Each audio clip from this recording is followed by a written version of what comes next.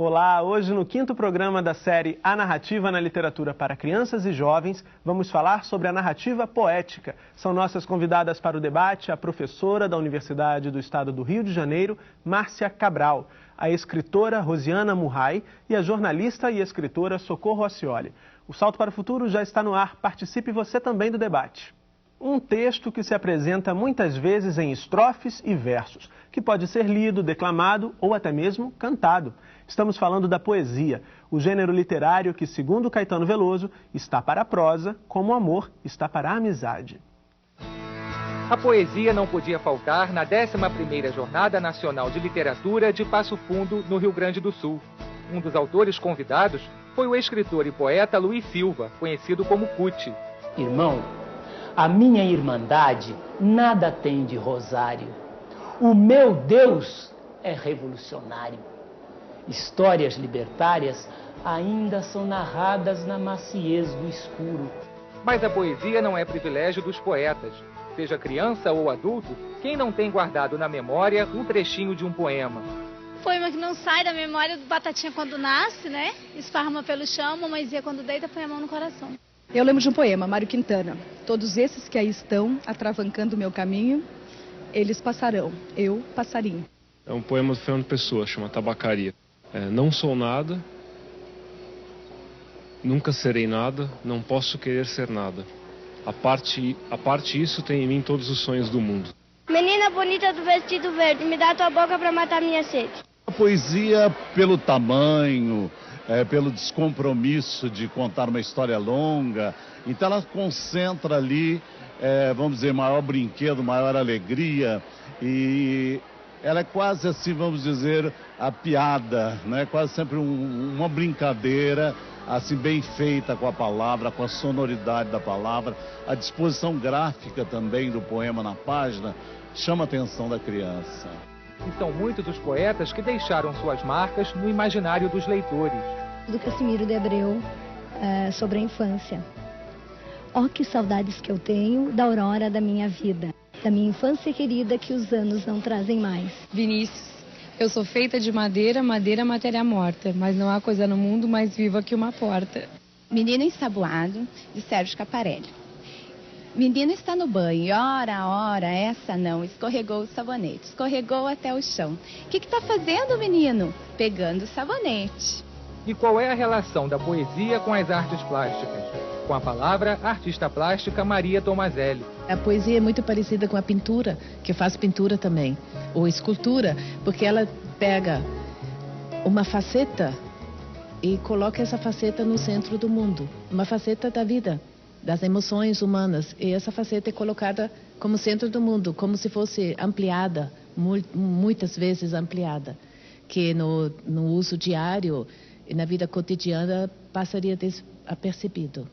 E o pianista Arthur Moreira Lima fala sobre a relação entre música e poesia. Estão sempre juntas a música e a literatura. Você pega um poema de Caetano Veloso, né? Ele pode existir como poema e ele pode existir como música.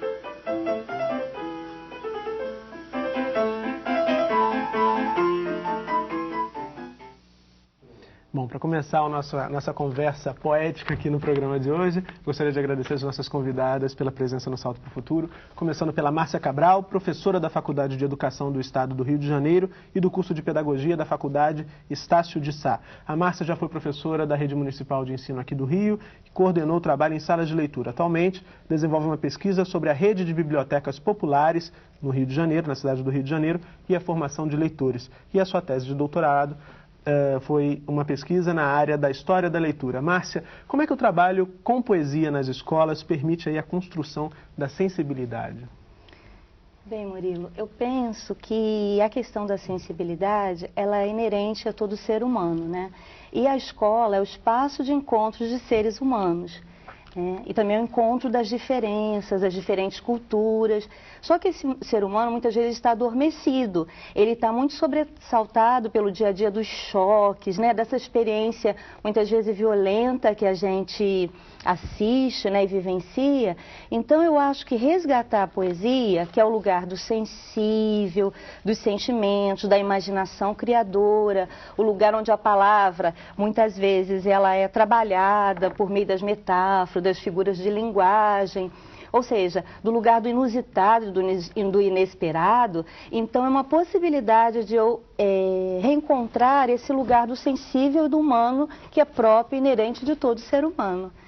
E esse trabalho nas escolas, como é que você tem visto? Isso tem sido já uma realidade ou não? Ainda tem um pouquinho de receio? Eu acho que o trabalho na escola, Murilo, eu acho que ele é um processo. Ele está em construção, ele tem a ver com tempo histórico, com tempo social, com tempo cultural. Então, eu acho que o ser humano também ele é sempre capaz de reinventar a vida e a experiência. Então, eu acho que ele é capaz de... Esse processo ele está sendo reconstruído a cada dia. Não é? E eu acho que a gente vai conseguir falar um pouco sobre os projetos que a gente tem, como a gente tem conseguido sistematizá-lo, planejá-lo, avaliá-lo. Quer dizer, aos pouquinhos ele vai sendo construído. Tá certo. Rosiana Murray é autora de diversos livros de poesia para crianças e jovens, tendo publicado 43 títulos. Recentemente publicou o livro Rios da Alegria, ilustrado por Andréa Rezende, pela Editora Moderna. Entrou para a lista de honra do IBE em 1994 e recebeu seu diploma em Sevilha, na Espanha. Recebeu também, em 2002, o prêmio Academia Brasileira de Letras pelo livro Jardins, da Editora Manati. Rosana, eu queria que você falasse um pouquinho como é que é o processo de criação, de feitura de uma poesia. Tudo serve de inspiração? Então, tudo serve de inspiração. Cada mínima coisa na vida, no teu cotidiano, tudo pode virar um poema, não é? A poesia, ela está em todos os lugares, como Deus está em todos os lugares. Cabe ao poeta pegar isso que está em todos os lugares e transformar, colocar nesse espaço que o poema vai ocupar. Eu adoro trabalhar com temas, amo trabalhar com temas. Por exemplo, nesse meu livro Caixinha de Música, da Editora Manati também, que eu fiz com meu filho, Guga Murray, que é músico, eu imaginei uma caixinha de música mesmo. Eu abria a caixinha e deixava a poesia sair. Poesia e música são completamente inseparáveis, não é? Mesmo que o poema não tenha exatamente muitas rimas, ele precisa ser musical, ele tem que ter o sopro da música dentro dele. Então, no poema da Caixinha de Música, eu fui fazendo poemas onde a preocupação era que eles flutuassem, bem musicais, por aí, e o Guga, meu filho, ia fazendo uma proposta musical para cada poema. Posso ler um poema? Pode. Vou ler um poema aqui. Na pele da água do lago, esse poema eu esqueci, chama O Lago e a Lua. Na pele da água do lago, onde a noite flutua como um barco, a lua é tatuagem de prata. Se balança a lua feito um gato, equilibrada num fio de vento. Vai e vem e vai, cai e não cai, a lua do firmamento. Então, eu trabalho com a musicalidade e com imagens, que eu acho que é a minha marca registrada. Tá certo, já abrimos o programa de hoje com poesia. Socorro Racioli, nossa outra convidada, jornalista, escritora e mestre em literatura infantil pela Universidade Federal do Ceará. É autora dos livros Bia, que tanto lia, uma história do livro para crianças, É para ler ou para comer, a história da padaria espiritual do Ceará para crianças. A Socorro também é pesquisadora da obra de Monteiro Lobato, sobre quem produziu a dissertação De Emília a Dona Quixotinha, uma aula de leitura com Monteiro Lobato. Socorro, qual a relação entre oralidade e poesia? Boa noite, Murilo. Boa noite a minhas colegas de mesa. Bom, a relação entre oralidade e poesia, como a gente pôde ver nesse vídeo, as pessoas quando lembram de alguma poesia, lembram de momentos da infância que elas ouviram primeiro antes de ler. A gente primeiro ouve poesia para depois ler poesia. Falando do meu universo cultural do Nordeste, o cordel, a literatura de cordel, os versos cantados no cordel são um exemplo disso. Né? Porque a gente primeiro escuta dos nossos avós, é muito comum quando a gente pesquisa autores de cordel, que relatos de memória, de ouvir os avós, os bisavós, falando poesias e versos e rimas, e aquilo fica no imaginário da criança como um registro que mais adiante vai se consolidar numa forma diferente de ver o mundo, de reinventar a realidade, ou até num momento de criação artística, quando acontece com esses cordelistas de quem a gente pode falar depois. Então, eu acredito que a relação entre oralidade e poesia é que a oralidade abre a porta para esse universo. A gente primeiro escuta poesia para depois ler poesia. Ok, bom, nós agora vamos escutar a Maria José do Maranhão, que é a nossa primeira participação, faz a nossa primeira participação no programa de hoje. Oi, Maria José. Olá, boa noite, sou Maria José Barreto, do Teleposto de Bacabal, Maranhão. Como não sei falar, vim aos especialistas perguntar, e as minhas incertezas poder solucionar. Recorro a todos da mesa, as minhas dúvidas tirar. Quero saber sobre as práticas que devo utilizar para diferenciar verso de 4 sílabas de estrofe de 4 versos, a fim de me apaixonar. E a literatura de cordel, com prazer, eu ensinar. Pergunta da cursista do Teleposto da TV Escola de Bacabal, Maranhão. Boa noite e obrigada. Socorro, ela fala da literatura de cordel, você explora bastante esse tema no seu texto. Como é que você pode aí responder a pergunta? Vou dar um exemplo, responder com um exemplo. Ela pede a diferença entre verso de 4 sílabas e a estrofe de 4 versos, né? Aqui, o verso de 4 sílabas também pode ser chamado de parcela. Eu vou ler aqui um exemplo para você. Parcela é o verso de 4 sílabas. Eu sou judeu, para o duelo, cantar martelo, queria eu. O pau bateu, subiu poeira, aqui na feira não fica gente, queima a semente da bananeira. Ele tem 4 sílabas e esse número de versos pode ser variado. Então, é estrofe de 4 versos de 7 sílabas. Deixa eu pegar aqui um exemplo para você. O mergulhão, quando canta, incha a veia do pescoço. Parece um cachorro velho quando está roendo o osso. Não tenho medo do homem, nem do ronco que ele tem. Um besouro também ronca. Vou olhar, não é ninguém. Então, você viu aqui que são 4 versos, cada um com 7 sílabas. Então, com esse exemplo, acho que eu esclareci talvez a sua dúvida. Qualquer coisa, você liga de novo.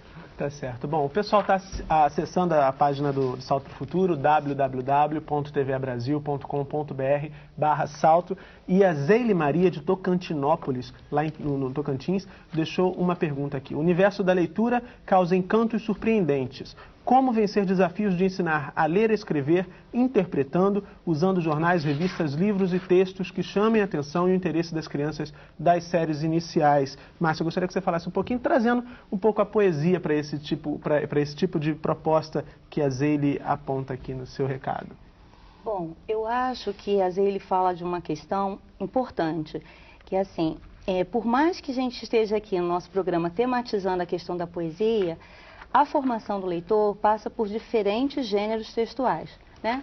Do jornal, a imagem publicitária, o texto publicitário, mesmo dentro da literatura, vai passar pelo conto, pelas fábulas, né? As narrativas curtas, as narrativas longas e pela própria poesia, né? Que é a temática do nosso programa de hoje. Mas, assim, eu acho que essa formação, ela tem uma gradação. Assim, a gente pode perceber isso no dia a dia da sala de aula, como que aquela criança ou aquele adulto, né? Se a gente pensar em EJA também, nas diversas modalidades de ensino. Como a cada dia que ele entra em contato com os diferentes suportes de textos, diferentes gêneros textuais, como essa experiência vai ficando mais rica, mais densa, não é? E um determinado momento do processo ensino-aprendizagem, você vai ver que ele começa a te ensinar, ou seja, que ele começa a trazer experiências novas para a sala de aula e nós, como professores, começamos a nos formar junto com eles. Então, eu acho que eu poderia dizer que, assim, eu acho que é um caminho rico, é um caminho frutífero, a gente diversificar esse acervo, porque a gente vai estar formando o leitor dessa maneira e ouvindo, né, com bastante sensibilidade e percebendo com bastante sensibilidade as escolhas desse leitor, né? Por exemplo, só falar uma experiência pessoal bem brevemente, eu tinha um aluno na sala de leitura do CIEP de Ipanema, quando eu trabalhei lá durante um bom tempo. ele tinha uma verdadeira loucura, fascinação pelos gibis. E daí até esse menino se aproximar da poesia e das obras científicas foi um processo. Então eu acredito que é acreditar nesse processo, acreditar nessa formação que a gente vai construindo isso sistematicamente e aos poucos. Ok, bom, de Florânia, cidade das flores, quem fala com a gente agora é a Juraci, lá do Rio Grande do Norte. Tudo bom, Juraci? Aqui é a professora Juraci Araújo, professora da telesala da Escola Estadual Coronel Silvino Bezerra, na Terra das Flores, que é Florânia, no Rio Grande do Norte. A literatura de cordel, sou apaixonada pelo cordel. E é a mais autêntico, né, poema do povo nordestino. É como os professores fazem para incentivar os nossos alunos a conhecer essa literatura e a produzir textos a partir de modelos comentados e apresentados. Boa noite. Obrigado, Juraci. A gente agradece a sua participação fiel aqui em todos os programas do Salto para o Futuro, viu? Tudo de bom para você e também eu conto com você na próxima série. Então, Rosiana, como é que o professor... A Juraci pergunta da literatura de cordel. Como é que você acredita que o professor pode sensibilizar, pode mostrar para o seu aluno a riqueza desse tipo de narrativa? Eu acho que ele tem que disponibilizar, né, colocar os livros de cordel que são muito lindinhos, eles são fabricados à mão, não é? Tem todo um processo artesanal aí muito legal. Eu acho que deve disponibilizar e os alunos devem ler em voz alta, porque tem toda a musicalidade do cordel, né? Ele vem de uma oralidade e depois, sim, claro, propor temas, quem sabe, aos alunos e vamos construir em cima de determinados temas. Até pode fazer cordel do dia a dia da escola, seria bastante interessante. Escrever sobre o cotidiano da escola, a hora do recreio, as amizades. Os temas são infinitos, né? Tá certo. Bom, no próximo bloco vamos falar sobre a oralidade presente nos centros de tradições gaúchas. Salto para o Futuro volta já. Brincadeiras, danças, declamação, lendas e causos são alguns dos traços culturais que marcam as atividades nos centros de tradições gaúchas no Rio Grande do Sul. E a oralidade é a marca desse trabalho que passa de geração para geração. Na cidade de Passo Fundo, no Rio Grande do Sul, o Centro de Tradições Gaúchas Lalau Miranda promove atividades para crianças e jovens há mais de 50 anos. Chamado Saudades do Meu Rio Grande. É para divulgar as brincadeiras folclóricas, as lendas tradicionais gaúchas, os causos gauchescos. Mas por trás deste trabalho de divulgar, nós temos também o desenvolvimento da criança através da desenvoltura, expressão, que nós também prezamos bastante. Nesta atividade, o jovem peão e um grupo de prendas contam algumas histórias. E Mariana, a terceira prenda, se lembrou da lenda da erva mate. Seu cacique era um homem guerreiro e muito valente. Deus Tupã, ouvindo o velho cacique, levou até uma árvore, grande com folhas bem verdes. Dela, retiraria, secaria e torraria as folhas. E com elas, faria uma bebida quente e amarga, mas deliciosa. A importância do chimarrão, quando tu entra numa casa, tá sempre na mão da pessoa que recebe você dando uma cuia de chimarrão. E esse gesto é o gesto do gaúcho, é de hospitalidade, e que representa que tu tá me aceitando na tua casa, um gesto de amigo. Em seguida, foi a vez do peão Henrique Bertolini contar um dos causos populares do Rio Grande. Pegar uma peça no gaúcho. Diz que certa vez um gaúcho foi passar os tempos lá no Paraná. Foi visitar um parente seu. Chegando lá, o paranaense, como é de costume, ofereceu-lhe um chimarrão. Ah, mas ele queria pregar uma peça no gaúcho. O caos popular é alguma história que não é bem verídica, mas também não é nem mentira. Alguma coisa que aconteceu e o contador dá uma certa incrementada, dá uma certa estilizada nele para contar nas rodas de chimarrão. Esses causos eu consigo livros, né? E muitas vezes eu leio. E até assim, pelo fato de declamar também, isso me ajuda também um pouco. E por falar em declamação... Nossa, você fez bandeira da cola! Chiquilho laço com a argola no gargalo do pescoço. Livrou-se da bolhadeira e veio correndo o laço. Me mandou um manotaço que me tinha na moleira. E eu, debaixo daquela poeira, lhe peguei um remencaço que, se acerta no espinhaço, não sobe a costela inteira. Sentiu a força do relho, sentou-me de lado. Destavilhou enforcado e se planchou de aparelho. Bom, Socorro, a gente viu aí a experiência dos centros de tradições gaúchas e todo esse trabalho com os causos populares, os meninos contando causos, esse menino que é um talento contando história também. Eu queria que você falasse um pouquinho da importância de valorizar, do professor, da escola, valorizar aquelas tradições da comunidade no seu trabalho. Ótimo. Bom, eu vou aproveitar para falar de um exemplo prático lá do Ceará. A rede de ensino estadual do Ceará fez um projeto, elaborou um projeto de livros virtuais, que vocês podem acessar no site do EducaRede, www.educarede.org.br. Foram 88 livros virtuais produzidos em diversas cidades do Ceará.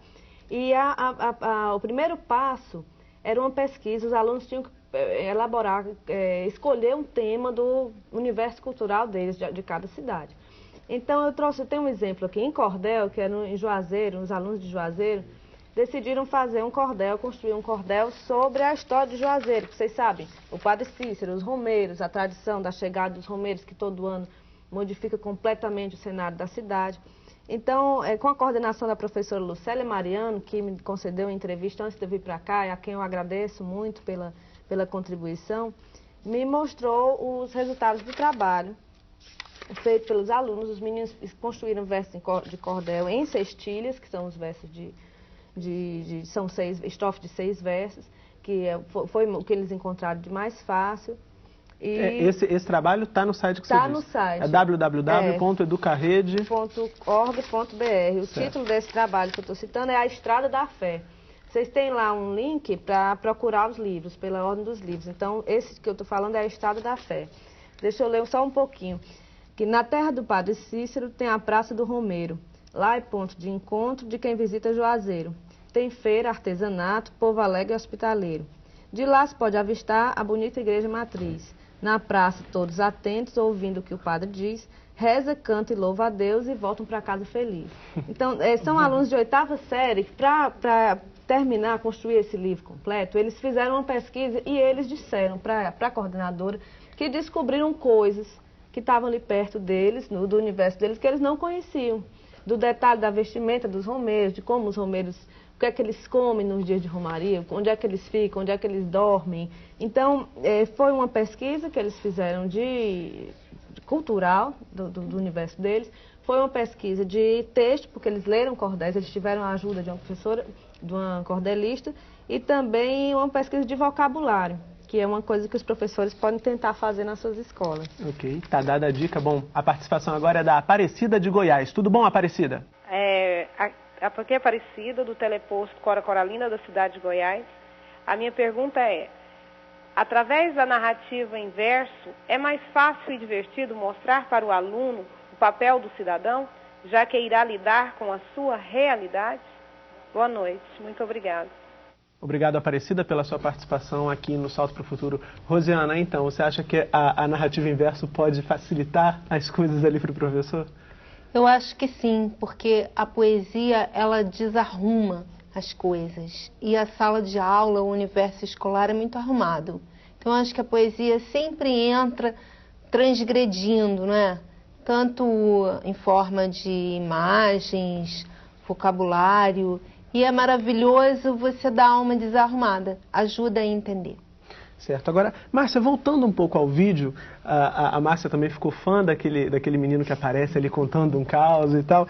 E aqui, durante essa semana, a gente recebeu uma pergunta de um professor, ou de uma professora, agora eu não estou lembrando, falando um pouco dessa timidez do professor que não se sente tão à vontade para contar uma história, ou que acha que não tem aquele talento, como é o caso do menino, para contar uma história ou para recitar um texto, uma poesia. Como é que o professor precisa ter esse talento? Ele precisa ser um brilhante contador de histórias, um brilhante declamador para propor esse trabalho ou não?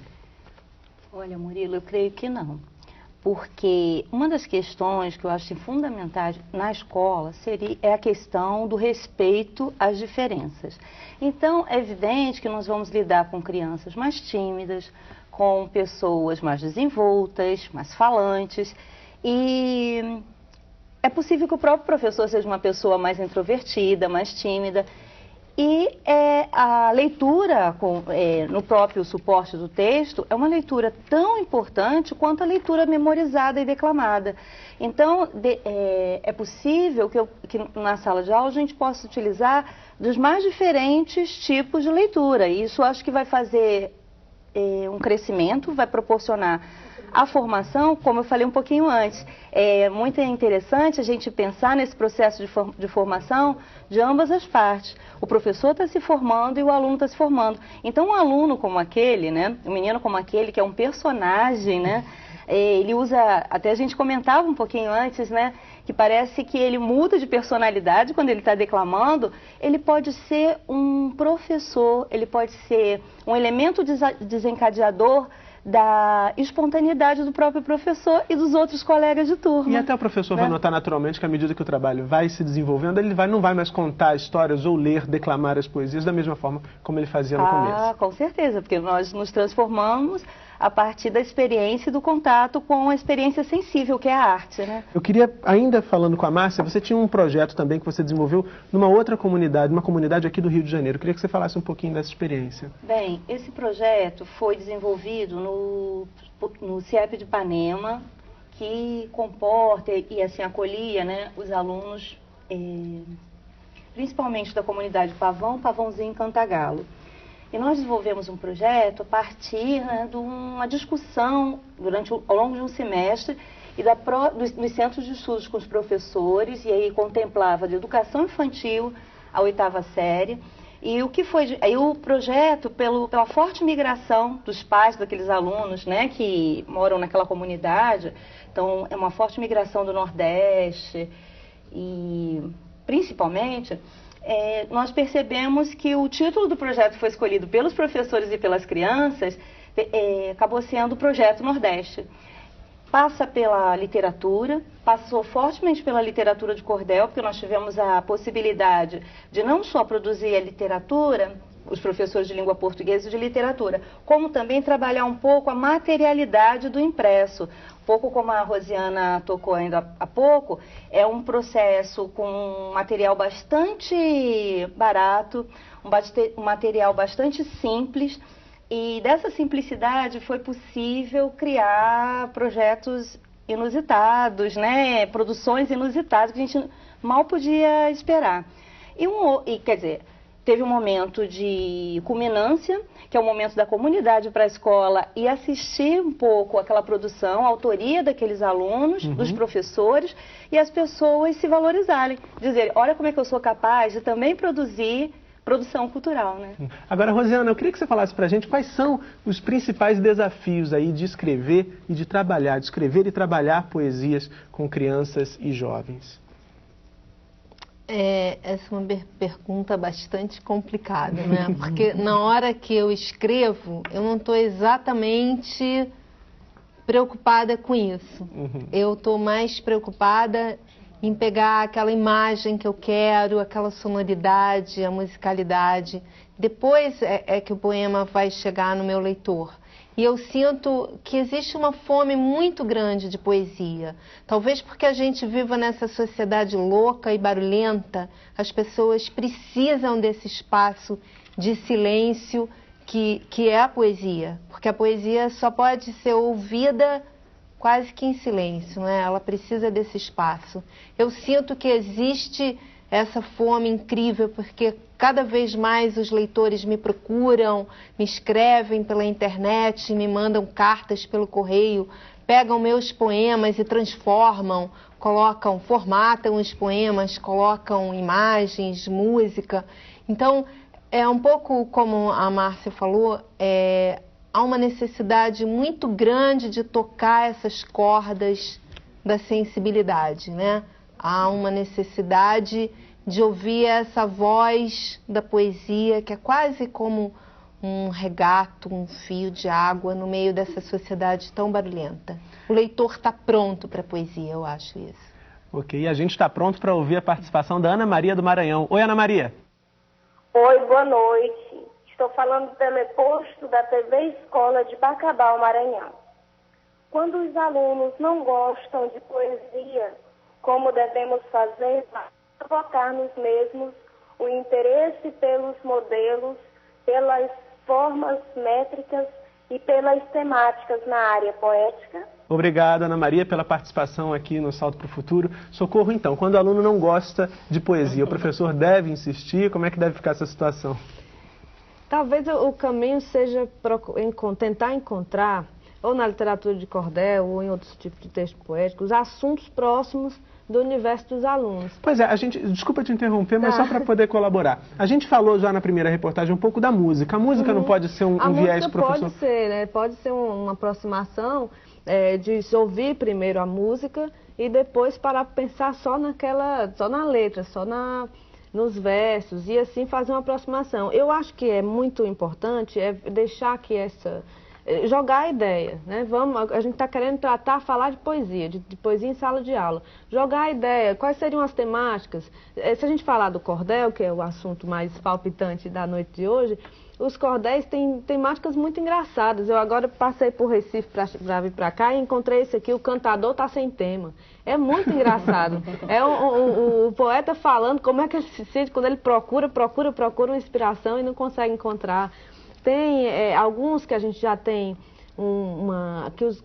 as crianças, os adolescentes já têm alguma familiaridade por causa do Alto da Compadecida, do Ariano Suassuna, que o cavalo que descomia dinheiro, por exemplo, que todo mundo acha muito engraçado. De repente tentar encontrar ou temáticas divertidas ou aproximadas com a realidade deles, de acordo com a demanda dos próprios alunos.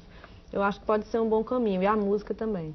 Ok. Márcia, nós recebemos aqui um e-mail da TV Escola de Anápolis, em Goiás, a pergunta da Ciseni Narciso. Ciseni, obrigado pela participação, viu? E ela diz o seguinte: Márcia, a nossa cultura regional tem uma literatura oral riquíssima que o professor pode levar para a sala de aula e trabalhar com os alunos. É um pouco do que a gente está dizendo aqui. Só que a Ciseni traz uma pergunta: o que fazer para sensibilizar o professor, a outra ponta aí dessa história, né? A valorizar a sua própria cultura? Pois é, eu acho, né, Murilo e Ciseni, que uma questão é recuperar mesmo a sensibilidade humana. Como a gente começou o programa, né?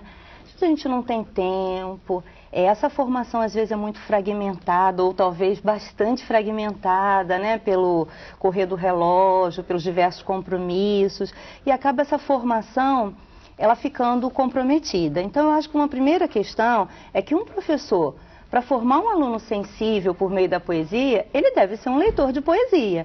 E para ele ser um leitor de poesia, ele, conforme a Socorro tocou um pouco antes, ele deve ser um leitor para conhecer a poesia das mais diferentes formas, né? Tanto a poesia de cordel, essa poesia oral, como a poesia canônica, né? Tradicional, os sonetos, né? Com uma métrica mais rigorosa, com uma forma mais rigorosa. Eu acredito que a pessoa bem formada, com conhecimento mais profundo, né? E com um olhar mais investigativo, ele é capaz de cultivar outros seres, e no que a gente está tocando, com esses seres que vivem na escola, que é um espaço de produção cultural, um espaço rico, como eu falei um pouquinho no início, onde várias culturas se encontram.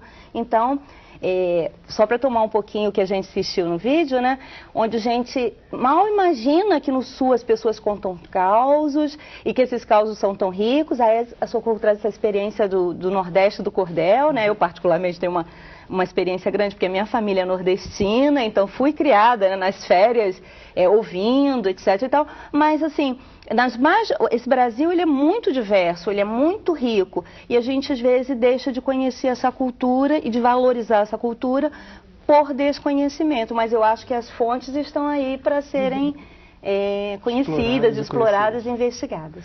Ok. Depois do intervalo, vamos continuar a debater a narrativa poética. Salto para o Futuro, volta já. Salto para o Futuro está de volta. Hoje estamos falando sobre a narrativa poética. Agora eu gostaria de ouvir da Rosiana.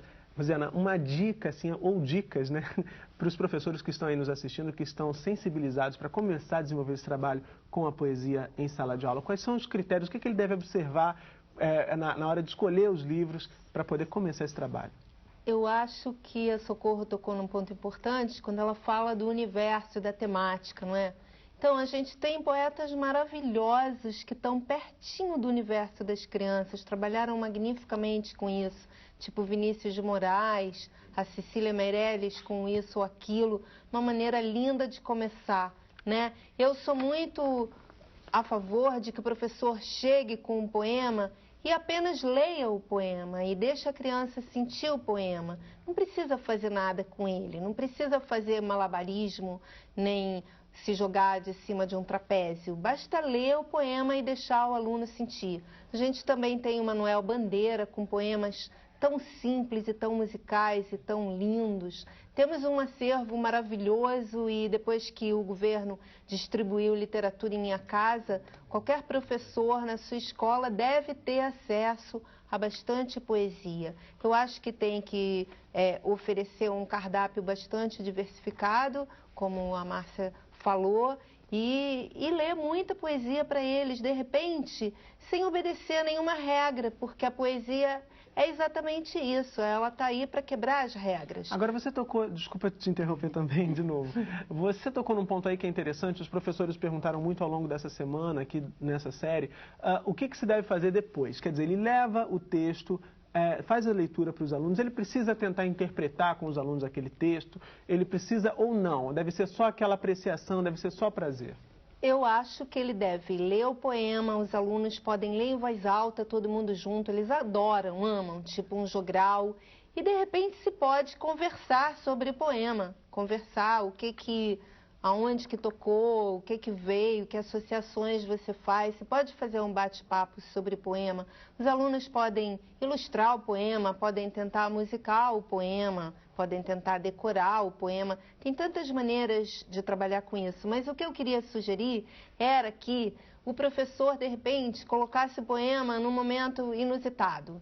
No meio de uma aula de matemática, por exemplo, que tal um poema no meio de uma aula de matemática ou no meio de uma aula de ciências, para criar esse inesperado. Isso é muito bom. Tivemos uma experiência em Saquarema linda, onde eu moro, que uma escola chamada Gustavo Campos tinha uma rádio funcionando na escola.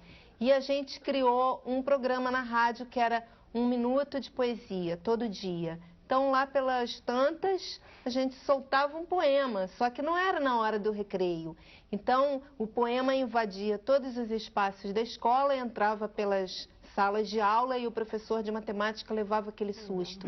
Mas era um susto muito bom, é uma ideia muito boa essa. Era um susto do bem. Bom, agora nós recebemos aqui, Socorro, um e-mail do Arnon Borralho, de Imperatriz, no Maranhão. Obrigado, Arnon, pela participação aqui no Salto. E ele quer saber o seguinte: para o cordelista expressar melhor a sua literatura ou suas histórias, ele tem que conhecer bem a realidade em sua volta ou não? Eu acho que sim, até porque eu sempre penso no cordelista como uma espécie de repórter, um jornalista da sua realidade. Então, aquilo que ele escreve no cordel, pelo fato do cordel ser um suporte barato, fácil de comprar nas cidades do interior. Então, a gente está aqui no Rio, vendo um cordel que foi produzido em Recife. Então, é uma coisa que circula fácil. Ele é um jornalista, o cordelista é um jornalista muito eficiente. Primeiro porque ele dá a notícia de uma maneira atraente, rimada, divertida em verso. E segundo porque ele tem a oportunidade de divulgar o que está sendo dito, essa reportagem, entre aspas, da sua realidade, para um público muito grande. Então, eu acredito no cordelista como um repórter, como um jornalista. Ele precisa, sim, conhecer bem a sua realidade. Mas isso não precisa nem a gente dizer, porque já é tão rico. A gente, quando pega qualquer folheto de cordel, a gente aprende tanto. Esse projeto que eu falei aqui, os meninos contaram toda a história do Ceará em versos, né, usando o cordel. Então, a gente nem precisa dizer isso, porque precisa ser e eles já são. Os cordelistas já são muito bem informados. Agora, no seu texto, você diz, e agora você acabou de dizer também, que o cordel está muito carregado dessas informações da realidade nordestina. Uhum. Agora, isso não significa que o professor tenha que se prender a esse ponto, senão só os professores do Nordeste vão trabalhar com cordel. Quer dizer, os professores do Rio de Janeiro, de Tocantins, eles também podem produzir cordéis com seus alunos. Pois é, a gente fica insistindo no Nordeste porque porque é o berço jeito do cordel, mas claro que não, justamente isso que eu falei agora há pouco, né? De pedir aos alunos que proponham temas. E o cordel vai ser uma forma para trabalhar o tema. O cordel tem uma métrica que vocês podem estudar, usar a cestilha, escolher qual tipo de verso que vai ser trabalhado e que os alunos propõem os próprios temas. Então pode ser qualquer um, pode ser o tema do seu contexto cultural. Uhum. Agora, Márcia, eu queria que você falasse um pouquinho também disso, um pouco disso que a Rosiana falava antes, do professor, desse momento do professor chegar à sala de aula e começar a propor, a desenvolver esse trabalho com poesia. Pois bem, assim, é uma experiência que talvez tenha sido muito rica para mim, ter observado as crianças muito pequenas, né? Fui assim um pouco coordenadora pedagógica, eu não fui professora de educação infantil. Quando eu comecei o meu trabalho, eu já fui fazendo um trabalho de coordenação de classe de alfabetização em diante. Mas, pela sala de leitura, pela experiência, eu tinha também muito contato com as crianças pequenas. E eu acho que as crianças, e o jovem também, eles têm muita curiosidade para saber como as coisas funcionam. Eu estava até pensando um pouco se você vê uma criança, ela olha assim para um relógio, para uma máquina, ela em geral ela quer saber o que tem por trás daquela máquina, né? Como é que aquilo funciona mesmo de verdade, como é que faço para aquilo trabalhar. Então eu acredito que se a gente for pelo lúdico, né, e mostrar para ela, olha, métrica é a medida do verso. Então vamos tentar perceber, por exemplo, uma estrofe de 6 versos, né? Quais os que têm a mesma medida? Quais os que variam, né? Em relação à rima, ao som, vamos tentar ouvir o som? Vamos ver os sons que se aproximam? Eles se aproximam exatamente da mesma maneira? Eles diferenciam?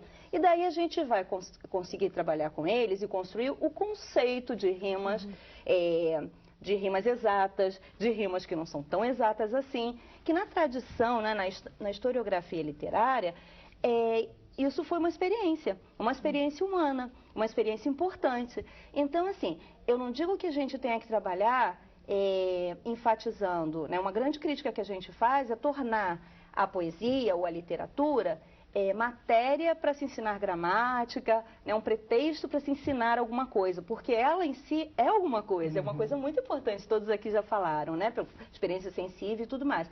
Mas eu acho que pode ser muito rico em termos conceituais, em termos de trabalhar a abstração da criança e trabalhar a formação de conceitos, ele perceber como aquilo funciona. E como que ele pode perceber isso? Não precisa a gente dizer, decore da maneira que eu estou dizendo, entrando em contato e de uma maneira lúdica a gente chegar a mostrar como aquilo se processa e aquilo funciona. Eu acho que eles têm muita curiosidade sobre todas essas questões. Agora, Rosiana, você falou um pouco antes aí da importância do professor ter acesso, das crianças também terem acesso a esse tipo de texto. Eu queria que você falasse um pouquinho também em que medida, pensando na formação de novos leitores, que também é um foco que a gente está discutindo nessa série aqui, em que medida a questão do espaço onde vai ser realizada essa leitura, onde vai ser apresentado esse universo da literatura para essas crianças, também interfere nesse processo de formação de um novo leitor ou de um novo escritor também. Uhum. Um espaço agradável é muito bom, não é? Se for possível, um espaço, você lê um poema debaixo de uma mangueira, com bancos, ou até almofadas no chão, é muito gostoso, não é?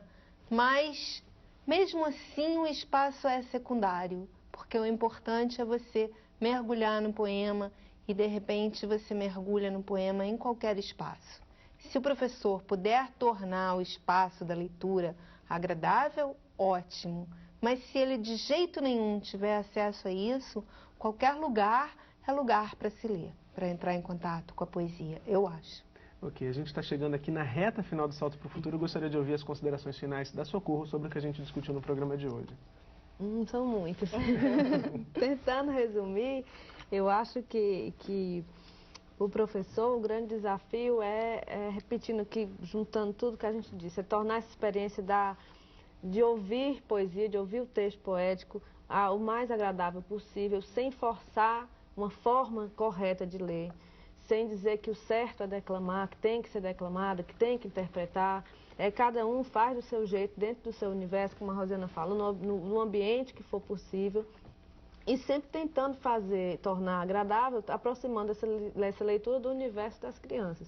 Eu acho que os professores vão conseguir, porque se eles gostam de poesia, eles naturalmente vão conseguir passar o gosto para os alunos. Ok, Socorro, obrigado. Rosiana, por favor, suas considerações finais. Posso ler um poema? Pode, Considerações finais em forma de poema. Do meu livro Rios da Alegria, que é o meu último livro pela Moderna, se chama Tribo, e eu acho que nós, leitores, fazemos todos parte dessa tribo. Há uma tribo que sonha e nunca esqueceu as asas, e acredita em coisas simples: sol, pão, chuva, beijo, lua. E mesmo quando o sangue tinge as tardes e os rios, e as palavras se transformam em veneno, pedras e facas, alimenta as sementes da esperança com lágrimas e pequenos gestos limpos para que virem árvore. É isso. Bom, Rosiana, só aproveitando um pouquinho do tempo que a gente ainda tem, esse tipo de poema você lê para as crianças das escolas da rede pública lá de Saquarema, né? Eu gostaria que você falasse um pouquinho desse projeto. Então, esse projeto das rodas de leitura, o Círculo de Leitura em Saquarema, começou assim. Eu cheguei até uma escola e me ofereci para fazer um ano de rodas de leitura com adolescentes de 7ª e 8ª série, porque eu nunca havia feito isso de uma maneira continuada. E foi maravilhoso ver como essas crianças começaram, como no poema, em forma de semente, e a gente foi alimentando isso e todas viraram árvores, porque hoje são leitores. Então, eu não acredito na leitura como um evento, ou uma bolha de sabão. Acho que a leitura é um processo continuado, sempre. Cada vez o leitor vai lendo mais e melhor, e o leitor vai sendo adubado por todas as leituras e ele vai crescendo e florescendo como leitor. E vai também aprendendo a ler o mundo, a ser um leitor crítico e a conseguir se desvencilhar de tanta coisa que só com uma leitura crítica, né? Nesse mundo complicado. Ok, Rosiana, obrigado. Márcia, por favor, suas considerações finais. Bem, acho que as minhas considerações finais, assim, bem sucintas, bem simples. Acho que até pelo fato de falar desse tema, a gente fica mais sensível, né? Então, eu diria, assim, que a poesia, ela é essencial, né, por tudo que vimos aqui. E me ocorreu, assim, duas questões bem fortes. Uma, porque ela faz barulho, e um barulho significativo e expressivo. E, por outro lado, uma coisa que a Rosiana falou, e eu fiquei assim, pensando muito, que esse espaço do silêncio, da introspecção, que eu acho que a gente merece o silêncio, a gente merece olhar para dentro da gente mesmo e redescobrir aquilo que está guardado, adormecido. Então, eu diria que ela é essencial por isso e por outras coisas que as pessoas também devem estar imaginando aí, cada qual aí do seu jeito. Só isso. Ok, Márcia, obrigado. Bom, termina aqui a série A Narrativa na Literatura para Crianças e Jovens. Esperamos que você tenha gostado. A sua participação, como sempre, foi fundamental. Eu agradeço também as participações da Márcia Cabral, professora da Universidade do Estado do Rio de Janeiro, da escritora Rosiana Murray e da jornalista e escritora Socorro Acioli. Professor, você pode enviar para a nossa equipe os relatos das experiências bem-sucedidas realizadas na sua escola. Pela internet, o endereço é www.tvabrasil.com.br/salto. Quem preferir pode entrar em contato com a equipe do Salto por carta. Escreva para a Caixa Postal 50050, CEP 20062-970. A gente encerra o Salto para o Futuro de hoje com uma literatura de cordel. Histórias em versos feitas para serem narradas. Em geral, é o próprio repentista quem ilustra e vende os pequenos folhetos pelas feiras e mercados. Uma arte que teve suas origens na Península Ibérica, ganhou força no Nordeste brasileiro e se espalhou por todo o país. O grande valor do cordel está na linguagem. É escrito dentro do que acontece na região, com a lenda, os costumes do povo, as consequências da região, do sertão, sofrimento do povo, imigrando, e lá vai. Tudo isso dá cordel e então as lendas, as mentiras que os poetas inventam e escrevem. O regionalismo brasileiro é um neonaturalismo. E o meu teatro e o meu romance não são, tem um elemento mágico, fantástico, poético, que eu herdei do folheto e cordel. O escritor Ariano Suassuna é um dos autores que, a partir da recriação do universo do cordel, construíram uma obra que sai das páginas dos livros e ganha os palcos do teatro e as telas do cinema e da televisão. Ele doido para ajudar. Pois o emprego é seu. Tudo bem, o pega seu. Eu fui criado no sertão da Paraíba, não havia televisão, então eu tinha duas grandes portas que me tiravam da rotina e me abriam para o sonho e a aventura. Era o circo e a leitura.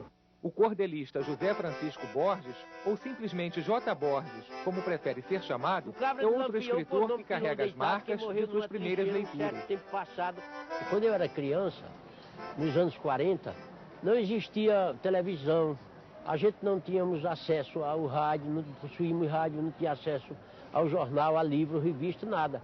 A única diversão era a literatura de cordel nos sítios, nas fazendas, nos povoados.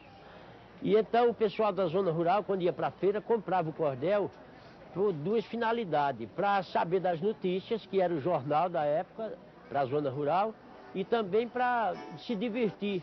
O cabra de Lampião foi o nome Pilão Deitado, que morreu numa trincheira um certo tempo passado. Agora pelo sertão anda correndo visão, fazendo mal assombrado.